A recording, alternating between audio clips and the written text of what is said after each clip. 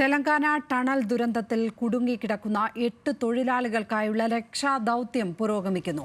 Boring യന്ത്രം മുറിച്ചു നീക്കാൻ ശ്രമം. രക്ഷാദൗത്യത്തിൽ അടുത്ത 48 മണിക്കൂർ നിർണായകമാണ്. വിവരങ്ങളുമായി നാഷണൽ ഡെസ്കിൽ നിന്നും അനുപമ ശ്രീദേവി ചേരുന്നു. അനുപമ, അത്യന്തം ശ്രമകരമായ ഒരു രക്ഷാദൗത്യം.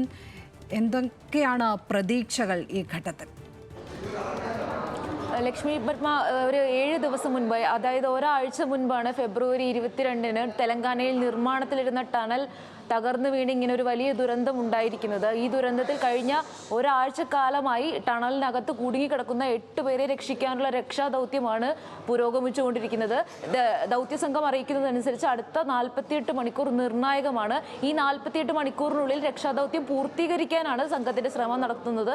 ഇതിനായിട്ട് പ്രധാനപ്പെട്ട ഇതിന് തടസ്സമായി നിൽക്കുന്ന, രക്ഷാദൗത്യത്തിന് തടസ്സമായി നിൽക്കുന്ന ഒന്ന് ഈ ബോറിംഗ് യന്ത്രം, ഈ കുടുങ്ങിക്കിടക്കുന്നവർക്കും ദൗത്യസംഘത്തിനും ഇടയിലുള്ള ബോറിംഗ് യന്ത്രം പൊളിച്ചു മാറ്റുക എന്നുള്ളതാണ്, തകർത്ത് മാറ്റുക എന്നുള്ളതാണ്. ഈ ബോറിംഗ് യന്ത്രം എന്ന് പറയുന്നത് ടണൽ നിർമ്മാണത്തിൽ ഉപയോഗിക്കുന്ന വലിയൊരു യന്ത്രമാണ്.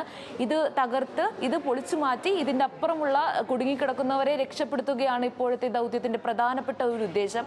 കഴിഞ്ഞ ദിവസം വ്യാഴാഴ്ച മുതൽ തന്നെ ഈ രക്ഷാദൗത്യം ഉള്ളിൽ തങ്ങിക്കിടന്ന ചെളിയും മറ്റ് വെള്ളക്കെട്ടും മറ്റും നീക്കുന്നതിനായിട്ടുള്ള ശ്രമം നടത്തിയിരുന്നു. ഏകദേശം 20 അടിയോളം ഉയരത്തിലുണ്ടായിരുന്ന ചെളി ഈ സംഘം നീക്കം ചെയ്യുകയും ചെയ്തിരുന്നു. ഇതിന്റെ തുടർച്ചയെന്നോളം ഈ അടുത്ത 2 ദിവസങ്ങളിലായിട്ടുള്ള രക്ഷാദൗത്യത്തിനുള്ളിൽ ബാക്കിയുള്ള ചെളികൾ നീക്കി ഈ അകത്ത് കുടുങ്ങിക്കിടക്കുന്നവരെ പുറത്തെത്തിക്കാനുള്ള ഒരു ശ്രമമാണ് നടത്തിക്കൊണ്ടിരിക്കുന്നത്. ഏകദേശം 12 വിദഗ്ധ സംഘങ്ങൾ ഈ രക്ഷാദൗത്യത്തിൽ ഇപ്പോൾ നിലവിൽ അവിടെ സജീവമായി തുടരുന്നുണ്ട്. ഇതിൽ സംസ്ഥാന, ദേശീയ ദുരന്ത നിവാരണ സേനകളുണ്ട്, കരസേനയും നാവികസേന വിഭാഗങ്ങളുണ്ട്, അല്ലാത്ത മറ്റ് ഏജൻസികളുണ്ട്, മുങ്ങൽ സംഘം വിദഗ്ധരുണ്ട്. ഇവരെല്ലാവരും ചേർന്നാണ് ഇങ്ങനെ ഒരു രക്ഷാദൗത്യത്തിൽ ഇപ്പോൾ സജീവമായി നിൽക്കുന്നത്.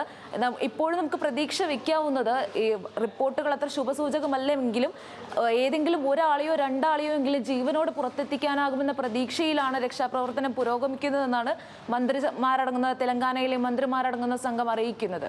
ലക്ഷ്മി, തീർച്ചയായും ജീവന്റെ ഒരു തരിയെങ്കിലും ബാക്കിയുണ്ടെങ്കിൽ അവിടെ നിന്നും രക്ഷിച്ചെടുക്കുക എന്നുള്ളതാണ് ഈ രക്ഷാദൗത്യ സംഘത്തിന്റെ ശ്രമം.